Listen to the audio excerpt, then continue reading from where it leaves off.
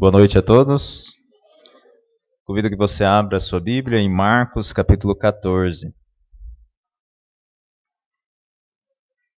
Nós estamos estudando o Evangelho de Marcos aqui juntos e pegando praticamente a nata do Evangelho. A primeira metade trata do rei, da sua identidade. A segunda metade enfoca mais na cruz. E por isso nós estamos falando sobre a cruz do rei. E estando na segunda parte, que é a cruz, é até estranho o título da nossa mensagem, o tema, que é uma festa. Como nós podemos comemorar falando da cruz? E é isso que nós vamos ver. Nós vamos falar de uma festa específica, não é qualquer festa. É a festa. A festa do cristianismo. É a principal comemoração que nós temos. É a festa da Páscoa. E mais especificamente nesta noite, nós vamos falar sobre a refeição que é feita, que é tida nesta comemoração da festa da Páscoa. Nós vamos ler inicialmente dos versículos 12 a 16 de Marcos, capítulo 14. Assim diz a palavra do Senhor. E do primeiro dia dos pães ázimos, quando sacrificavam a Páscoa, disseram-lhe os discípulos: Aonde queres que vamos fazer os preparativos para comer a Páscoa? E enviou 2 dos seus discípulos e disse-lhes: Ide à cidade, e um homem que leva um cântaro de água vos encontrará. Segui-o.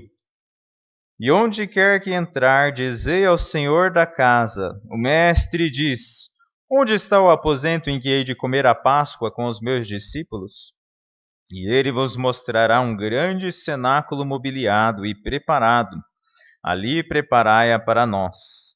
E saindo os seus discípulos, foram à cidade, e acharam como lhes tinha dito, e prepararam a Páscoa. Vamos orar. Pai Celeste, nós dependemos completamente do Senhor. Nós somos indignos de todas as misericórdias e de toda a fidelidade que o Senhor tem demonstrado para com os teus servos. Queremos crer e observar tudo quanto o Senhor ordena a nós na tua palavra. Senhor, aumenta a nossa fé. Senhor, purifica-nos. Faça-nos ter a mente de Cristo. Faça-nos receber a tua palavra com mansidão, a qual é capaz de salvar as nossas almas. Senhor, transforma nesta noite cada vida aqui presente pela tua palavra, pelo poder do teu Santo Espírito. Abre tu os nossos olhos para que possamos compreender as maravilhas da tua lei. Em nome de Jesus, amém. A Páscoa, ela era muito importante para os judeus. Os judeus, nós também chamamos do povo de Israel, era o povo escolhido. Lá no Antigo Testamento, Deus chegou a Abraão e prometeu que de Abraão ele faria uma grande nação. E ele disse a Abraão: Em ti serão benditas todas as famílias da terra. A promessa é de que da descendência de Abraão viria o Messias, o Salvador do mundo. Mas houve períodos turbulentos na história do povo de Israel. E em todos esses períodos nós vemos Deus trabalhando de uma forma soberana. O povo, por algumas razões, chegou a ser escravo no Egito. Talvez a nação mais poderosa da época. Por 400 anos o povo de Israel se multiplicando ali, mas feito escravo. E a comemoração da Páscoa é justamente a comemoração da libertação do povo de Israel da escravidão no Egito. E era exatamente isso que eles comemoravam. Veja aqui, Vocês devem ter ouvido falar já, pelo menos, de como Deus libertou o povo de Israel do Egito. Deus enviou 10 pragas sobre aquele povo, porque Faraó endureceu o seu coração e não queria deixar o povo de Deus ir para a terra que Deus havia prometido a ele. Então teve tudo quanto é praga que você pode imaginar. Teve piolho, teve rã, teve saraiva e o coração do Faraó endurecido. Mas então, por causa desse endurecimento, veio a última e final praga. A praga que dessa vez recairia sobre todo mundo. E essa é uma diferença crucial, porque todas as outras pragas recaíram apenas sobre os egípcios, sobre o povo dominador. Mas essa última ira de Deus despejada recairia sobre todo mundo, seja egípcio, seja judeu, israelita.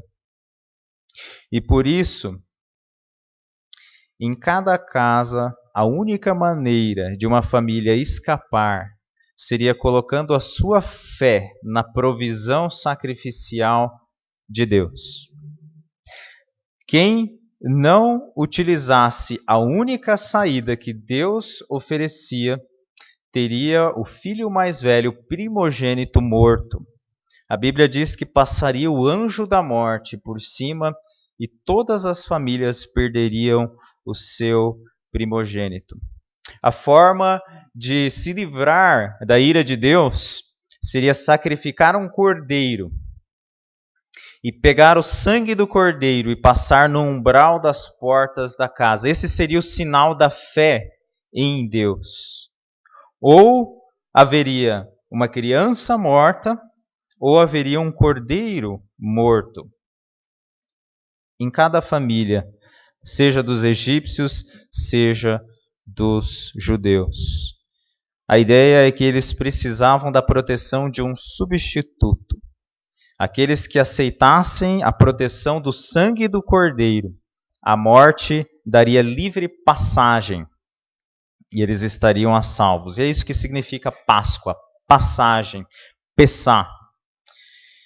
E foi assim que Deus libertou os israelitas, porque os israelitas obedeceram. Eles sacrificaram, eles passaram o sangue no umbral das portas e foram libertos rumo à terra prometida. E então eles comemoram, já desde então, eles têm essa refeição que lembra de todo o sofrimento que eles tinham tido no Egito e da libertação que Deus deu a eles e o êxodo que se seguiu, né? Que foi a saída lá desse povo opressor. Diante desse contexto, uma pergunta ela fica na nossa mente. Talvez você esteja se perguntando, mas por que razão nesse mundo o sacrifício de um animal, né, de um quadrúpede ali, coberto de lã, isentaria alguém da ira divina?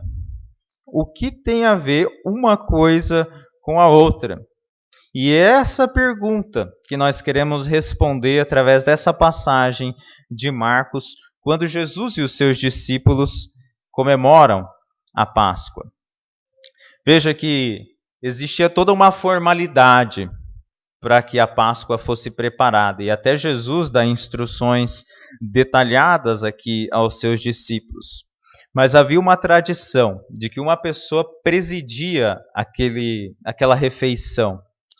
E ela segurava então um cálice de vinho e ela se explicava qual era o significado daquela festa. Os 4 cálices que havia, que eram simbólicos, eles representavam 4 promessas que Deus havia feito em Êxodo capítulo 6. Quais eram essas promessas? A primeira, tirar o povo do Egito. A segunda, libertar o povo da escravidão. A terceira, redimir o povo pelo poder de Deus. E a quarta promessa era firmar um novo relacionamento entre Deus e esse povo. E o terceiro cálice, ele era erguido por esse anfitrião, por aquele que presidia a festa, quase no final da refeição. E ele então usava as palavras de Deuteronômio capítulo 26 para abençoar os elementos. Quais eram os elementos da comemoração? O pão, as ervas e o cordeiro. Eram lembretes simbólicos de vários aspectos da escravidão e da libertação do povo de Israel. Então, por exemplo, ele levantaria o cálice dizendo: este é o pão, ou apontaria para o pão nesse caso, né? Esse é o pão da nossa aflição. É o pão que os nossos pais comeram no deserto. Lembrando do sofrimento que eles tinham passado. E Jesus, aqui nesse caso, é quem estava presidindo, quem estava guiando essa cerimônia, essa refeição. E nós lemos na continuidade da passagem, nós passamos para o versículo 22 agora da passagem, porque o trecho entre os dois que nós vamos ler fala mais da questão de Judas, que não nos interessa especificamente nessa noite. Então nós vamos ler agora do versículo 22 ao versículo 25. E comendo eles, tomou Jesus pão e, abençoando-o, o partiu e deu-lhe. E disse: tomai e comei, isso é o meu corpo. E tomando o cálice e dando graças, deu-lhe. E todos beberam dele. E disse-lhes: isto é o meu sangue, o sangue do Novo Testamento, que por muitos é derramado. Em verdade vos digo que não beberei mais do fruto da vide, até aquele dia em que o beber novo no reino de Deus. Agora veja bem, qual era a frase que se dizia? Este pão é o pão da nossa aflição. E qual é a frase que o anfitrião aqui, Jesus, diz? Este pão é o meu corpo. Pensa no susto que os discípulos levaram quando eles ouviram a tradição, de certa forma, sendo quebrada. Jesus ele sai do roteiro que era repetido de geração em geração. Ele mostra o pão e diz: isso é o meu corpo. O que Jesus está dizendo no final das contas? Este pão é o pão da minha aflição. Este é o pão do meu sofrimento. Eu vou libertar vocês de um modo definitivo. Eu vou libertar vocês definitivamente da escravidão ao pecado. E mais, Jesus, ele aqui faz uma promessa.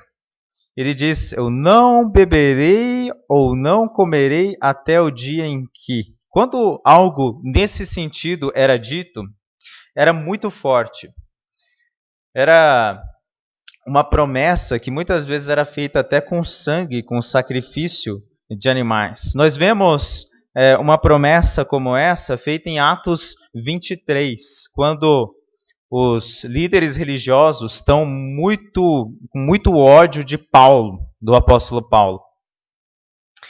E ali eles fazem um pacto, e a Bíblia fala que é um pacto de sangue, que eles não iriam comer nem beber até que Paulo estivesse morto. Então era algo muito sério. Era esse tipo de pacto, de aliança que Jesus estava fazendo aqui. Era algo selado com sangue. Em geral, selado com a morte de um animal. É estranho para nós, né? E parece até sangrento, um pouco repulsivo para nós pensar, mesmo na morte de um animal. E abrindo um parênteses aqui, para deixar claro, a Bíblia ela trata de muitos sacrifícios que aconteciam, né? Como nós falamos no Antigo Testamento. Mas não foi assim desde o princípio. Ou seja, o sacrifício mesmo dos animais que acontecia não era algo bonito, não era algo maravilhoso, era algo necessário por causa do pecado. Adão e Eva, eles não tinham lá no paraíso, antes do pecado, sacrificado nenhum animal. Isso veio depois por necessidade, e é o que nós estamos compreendendo aqui. Jesus disse: em verdade vos digo que não beberei mais do fruto da videira até o dia em que o beber novo no reino de Deus. Jesus está falando que é necessário que ele se sacrificasse. Assim como o cordeiro, a morte do cordeiro, lá na primeira Páscoa, era um substituto para a morte do primogênito. Assim também agora a morte de Jesus era uma morte substitutiva. Era o estabelecimento de uma nova aliança de Deus conosco. E a base dessa aliança qual é? É o próprio sangue de Jesus. Ele diz: isso é o meu sangue, é o sangue da nova aliança. E a promessa que ele faz para atestar essa aliança é que ele diz: eu não vou mais beber do fruto da videira até o dia em que eu vou beber lá no reino dos céus. Ele está dizendo: eu vou beber da próxima vez só lá no reino do meu Pai, no reino dos céus, junto com vocês. E isso é interessante, porque a Bíblia fala do reino de Deus lá no futuro, na glória que há de vir, como um banquete. É um grande banquete. Então, estude bem como a Bíblia descreve o céu e o reino de Deus. É algo maravilhoso, fantástico. Diz que Deus enxugará dos nossos olhos toda lágrima. Lá não haverá pecado, não haverá dor, não haverá pranto, não haverá tristeza. Só alegria, festa. As pessoas em geral descrevem o céu como algo monótono, mas será uma grande festa. E é isso que Jesus diz aqui.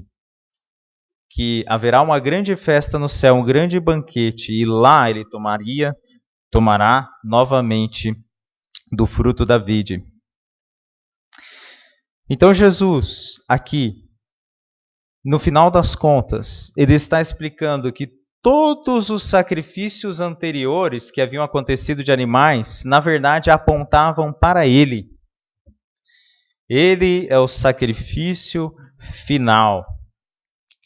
A Bíblia descreve que os ritos e procedimentos que havia no Antigo Testamento, eles eram apenas sombra. A sombra que, na verdade, apontava para o sacrifício real e genuíno, que é o sacrifício de Jesus Cristo. Veja, a primeira Páscoa, ela foi celebrada na noite anterior ao dia em que Deus redimiu os israelitas da escravidão. Por meio do sangue dos cordeiros, ela foi celebrada. Essa refeição aqui, celebrada entre Jesus e os seus discípulos, ela foi celebrada na noite anterior ao dia em que Deus redimiu o mundo do pecado e da morte. Agora, por meio do sangue de um cordeiro? Não, por meio do sangue de Cristo. Nós temos aqui dois pratos, se pudermos descrever dessa forma. O prato principal e o último prato. Veja que Jesus ele também se afastou do roteiro a que os discípulos, os judeus, estavam acostumados de uma outra forma. Ele pega aqui o pão, ele pega o vinho. Então, se você for descrever quais eram os elementos dessa refeição que eles estavam tendo, eles se resumem a dois.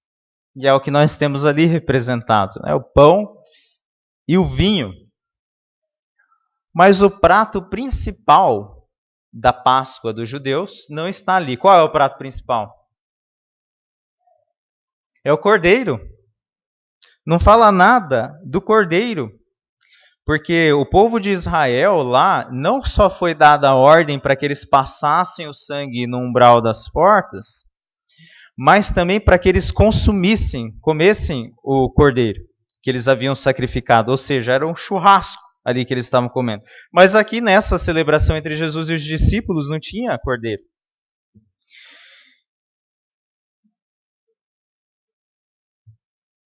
Veja que Jesus, ele não estava pregando uma refeição mais vegetariana ou algo do tipo. Né? Por que não havia cordeiro?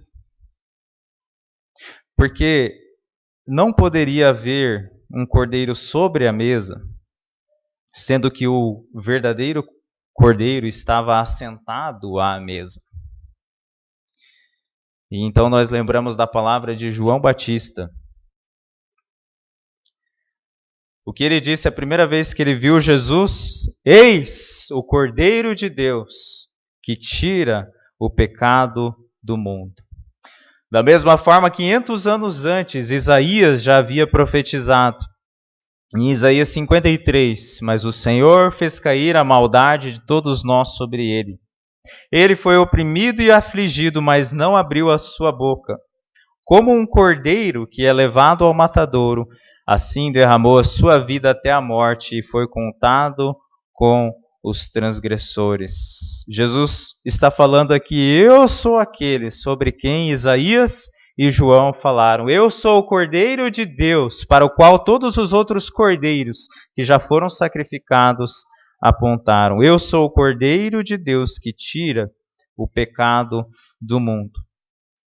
Nós merecíamos o pecado, a culpa pelo pecado. Nós merecíamos a ira de Deus pelo pecado.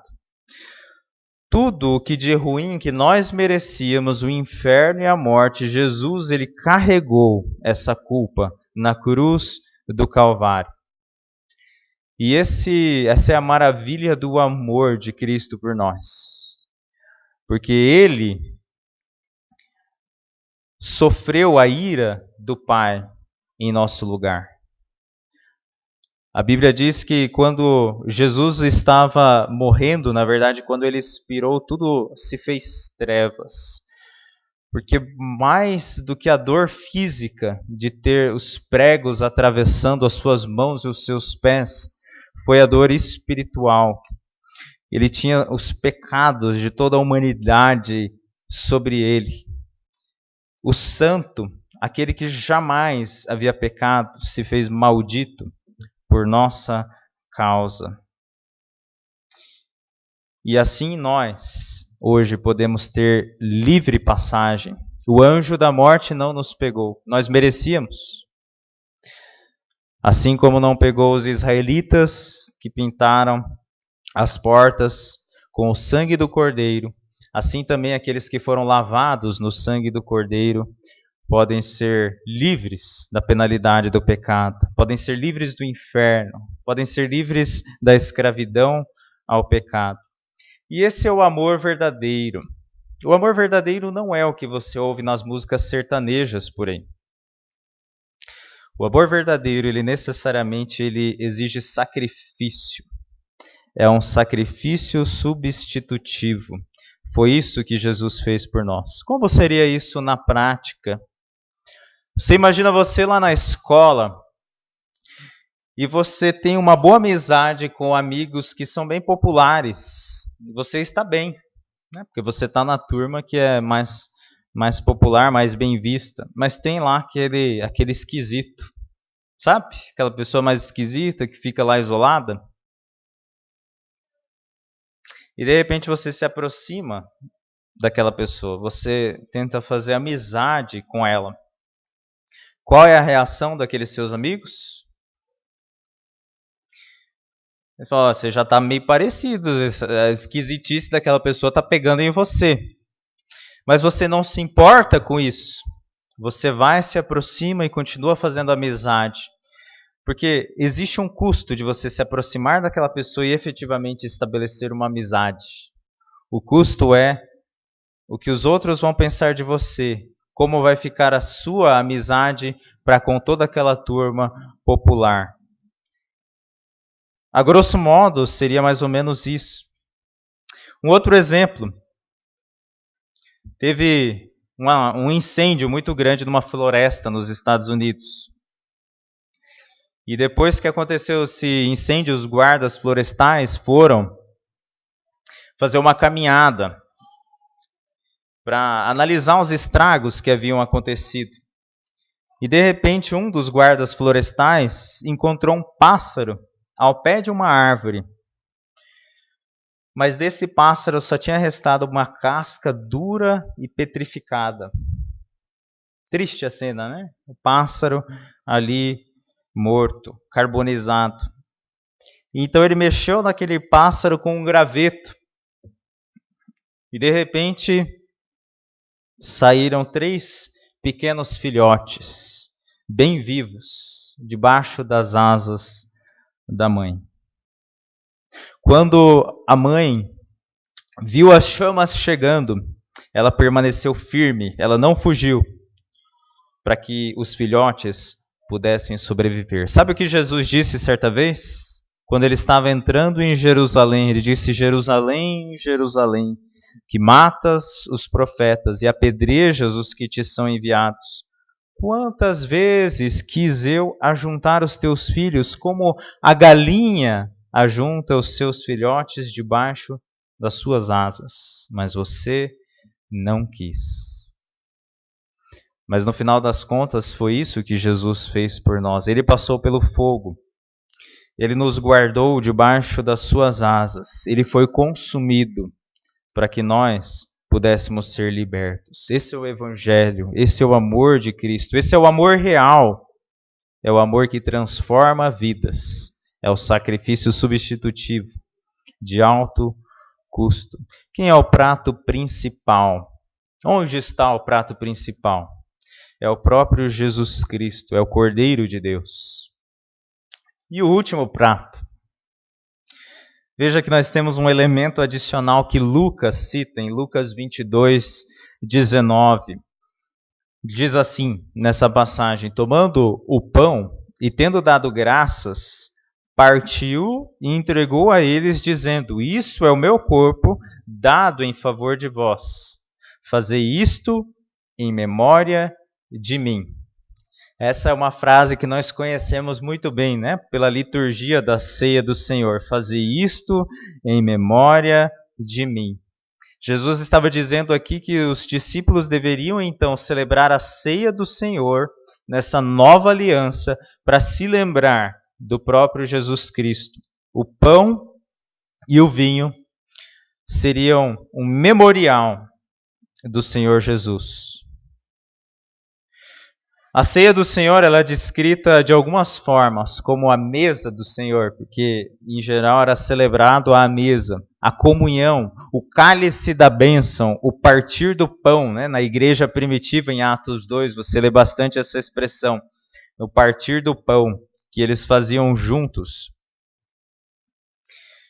E o pão que é partido na ceia, ele é distribuído, ele também é consumido. E ele representa perfeitamente o corpo de Cristo entregue por nós. O vinho que nós bebemos, na verdade o suco de uva que nós bebemos, ele lembra o sangue de Cristo que foi vertido na cruz por nós. Então quando você olha ali, você vê a uva, você vê o pão, logo a primeira lembrança que deve vir na sua mente é o amor sacrificial de Jesus Cristo. O que ele fez por nós. O interessante é, como eu disse, que lá na primeira Páscoa, o cordeiro ele foi não só sacrificado e o sangue passado no umbral, mas ele também foi consumido. E da mesma forma, a ceia do Senhor, ela não é meramente um símbolo, mas quando você come o pão e bebe o cálice, você está participando do corpo do Senhor. Você está se apropriando de uma bênção especial. Você está se alimentando de Cristo. Nós não queremos, pela palavra de Deus, na transubstanciação, na ideia de que os elementos eles se transformam no corpo de Cristo de uma forma literal. Mas nós cremos na presença viva e espiritual de Cristo em nós quando nós celebramos. Existe uma bênção especial. Jesus diz: tomem, comam. É como se você estivesse se apropriando do que Cristo fez por você. Se você tem um baita de um banquete na sua frente, você está morrendo de fome. Você pode ter comidas deliciosas ali, mas se você não se alimenta, você vai até morrer de fome. Então é necessário que você coma. Da mesma forma, a ceia do Senhor, é necessário que você se nutra do próprio Deus. Ele é o nosso alimento. Ele é o alimento da nossa alma. Ele é o sustento para a nossa pessoa interior. Você está renovando ali o seu compromisso incondicional com Cristo. Você está relembrando do compromisso que Ele tem com você. O compromisso de um dia tomar também da ceia lá no reino celestial.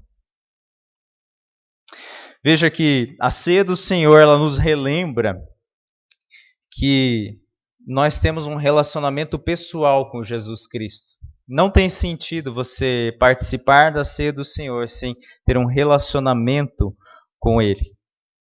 É isso que envolve você compreender que Ele se sacrificou por você, para que agora você viva para a glória dEle, para que agora você deixe aquelas coisas que antes caracterizavam a sua vida, a idolatria, viver pelas coisas deste mundo, fazer a vontade da carne e dos pensamentos, e você agora fale com Ele todos os dias em oração. Você leia a sua palavra, você cresça na fé. Esse relacionamento pessoal com Jesus, ele é essencial. O costume dos judeus era comer a ceia do Senhor em família. E o que Jesus está fazendo aqui? Ele está tirando os discípulos da família deles? Na verdade, Jesus está estabelecendo uma família totalmente nova. Em certa oportunidade, Jesus disse: aquele, pois, que fizer a vontade de Deus, esse é o meu irmão, a minha irmã e a minha mãe. Então é a família de Deus reunida para celebrar o corpo do Senhor e o sangue do Senhor que foram entregues por nós. Um elemento muito forte que nos traz, então, como família, é a união. A ceia do Senhor, ela fortalece a união entre os cristãos. Ela nos lembra que o que nos une não é uma educação igual, não é a raça, não é o nível de renda que cada um tem, não é a visão política de cada um, não é a nacionalidade, não é o sotaque, não é qual emprego você tem ou qualquer coisa desse tipo. Essas preocupações as pessoas têm lá fora. Aqui o que realmente importa é aqueles que foram salvos pelo sangue de Cristo. Eles têm Cristo em comum. Cristo nos une. Talvez nós seríamos inimigos naturais lá fora. Talvez as circunstâncias nos levassem a ter uma rixa um com o outro. Mas o perdão de Cristo, o evangelho de Jesus Cristo, ele nos transforma para que nós sejamos irmãos. Para nós que realmente depositamos a nossa confiança nele. Jesus, ele fez uma promessa. E a ceia, ela nos lembra de que essa vida, ela não é um fim em si mesmo. Haverá um dia em que realmente a festa será comemorada em sua plenitude, lá no reino dos céus, esse reino futuro. O Salmo 96, os versículos 12 e 13 dizem: então todas as árvores do bosque cantarão de júbilo na presença do Senhor, porque Ele vem a julgar a terra, julgará o mundo com justiça e os povos com fidelidade. Isaías 55 diz: os montes e as colinas romperão em cânticos diante de vós, e todas as árvores do campo baterão palmas. São versículos que trazem um pequeno gostinho do que nós teremos lá no céu. Alegria plena. Pensa o banquete de Deus. Se aqui na terra nós já temos tanta coisa gostosa que nós comemos, né? Exímios cozinheiros aqui na igreja. Imagina lá no céu. Se aqui nós não podemos falar quantas combinações nós podemos ter de comida. Já parou para pensar nisso? A gente nem descobriu ainda, né? Cada vez que você acessa o YouTube lá, você pode digitar e você encontra uma receita nova. Imagina o banquete que Deus vai preparar lá no reino dos céus. Nós aqui na terra só vivemos à sombra. Às vezes nós amamos demais essa vida. Mas esse é um mundo caído. E se esse mundo caído já é tão bom e nós queremos às vezes até ficar aqui, Imagina como será o reino dos céus. É a mesma coisa você pegar uma semente e você colocar ela na sombra, no escuro. Ela adormece. O potencial todo que ela tem não é revelado. Agora, se você levar ela para o sol, aí sim ela vai brotar. E da mesma forma é conosco. Nós somos sombras daquilo que nós fomos projetados para ser. Tudo por causa do pecado em nossas vidas. Mas quando nós estivermos na presença do sol da justiça, então todo o nosso potencial vai brilhar. Nós vamos brotar, nós vamos estar na presença do Cordeiro de Deus que foi entregue por nós. E ele então vai presidir o banquete final. Só que esse banquete ele vai durar para sempre, para toda a eternidade. Sabe que o céu vai ser um casamento, né? Sabia disso? Aqui na terra nós temos aquela frase célebre: até que a morte os separe. E lá no céu, no casamento entre Cristo, o noivo, e a igreja, a noiva, não haverá essa frase, porque não haverá mais morte. Ali será o casamento para todo o sempre. Por isso que vai ser uma festa eterna. E se as árvores, se os montes são capazes de bater palma, tenta imaginar isso acontecendo, imagina o que nós seremos capazes de fazer. Toda a alegria que o Senhor vai nos capacitar para expressar. Então a ceia do Senhor, ela representa tudo isso, bastante coisa, né? Ela representa esse futuro glorioso que nós teremos com Cristo. Imagina você lá na primeira Páscoa, lá no Egito, e você chega para aquele pessoal tendo aquela comemoração diferente, e você diz: quem vocês são e o que vocês estão fazendo aqui?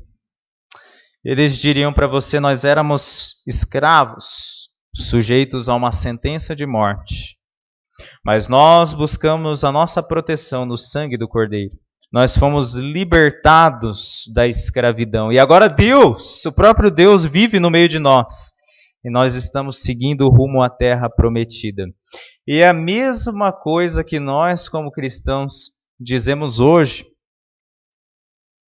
Nós estávamos sujeitos ao inferno por causa do nosso pecado. Mas você pode dizer isso? Nós buscamos a proteção no sangue do Cordeiro. E nós fomos libertos da escravidão. Agora Deus vive no meio de nós. E nós estamos seguindo rumo à eternidade. Que alegria na vida de uma pessoa que pode dizer isso. Se você ainda está preso nos seus pecados, se você ainda vive para si mesmo e não para o Deus que te criou, você ainda é escravo, infelizmente. Você ainda está amarrado. Você não está vivendo pelo motivo que Deus te criou. Mas isso pode mudar nessa noite. Basta você depositar totalmente confiança no Cordeiro de Deus. No Cordeiro de Deus que foi sacrificado no seu lugar. Ele tomou os seus pecados. Ele se fez maldito por sua causa, para que você hoje tenha a liberdade. E então, quando você depositar a sua confiança no sacrifício substitutivo de Jesus Cristo, você poderá ter essa esperança de que aqui na terra já o seu coração será repleto de alegria, alegria da comunhão com o Senhor. E você terá a esperança da alegria perfeita, plena, na presença de Deus, lá naquele banquete que Deus tem prometido no seu reino celestial. Vamos orar? Pai Celeste, nós tantas vezes somos ingratos para com o Senhor. Nós, às vezes, amamos as coisas deste mundo como se elas fossem nos satisfazer, como se elas fossem nos dar felicidade, como se elas fossem preencher os anseios mais profundos da nossa alma, como se elas nos salvassem, nos justificassem. Mas a verdade é que nós buscamos, às vezes, que as pessoas gostem de nós, o aplauso das pessoas, o reconhecimento, às vezes o poder, talvez o sucesso, o dinheiro. E a verdade é que nada disso nos preenche, porque essas coisas são um substituto muito fajuto para o Deus único e verdadeiro que nos criou. Só o Senhor é Deus e não há outro. O Senhor é o nosso Criador. Para o Senhor nós fomos criados e é no Senhor que o nosso coração se alegra. E a verdade é que nós andamos distantes por muito tempo do Senhor, perdidos. Mas o Senhor se agradou em nos dar a saída. E a única saída é representada na ceia do Senhor pelo cálice e pelo pão, o corpo de Cristo e o sangue de Cristo que foram entregues pelos nossos pecados. Ah, Senhor, que grande amor, o sacrifício. O Senhor não precisava de nós, o Senhor não precisa de nós. Mas ainda assim o Senhor tomou a iniciativa e veio até nós. Se há alguém aqui, Senhor, que ainda não compreendeu essa mensagem, ilumine os corações, para que todos aqui possam verdadeiramente, nesta noite, depositar todo o peso de suas vidas no Senhor Jesus Cristo. Porque é a única saída. É a única saída para essa vida vazia, essa vida pesada de pecado, que não tem sentido, não tem propósito. O Senhor é a nossa esperança, o Senhor é a nossa alegria, o Senhor é a nossa salvação. Nós te louvamos por tão grande amor e oramos que o Senhor nos capacite a retribuir como gratidão e viver vidas que lhe agradam e desfrutar dessa plena comunhão com o Senhor, até o dia em que encontraremos com o Senhor na eternidade. Nós oramos no nome do Senhor Jesus. Amém.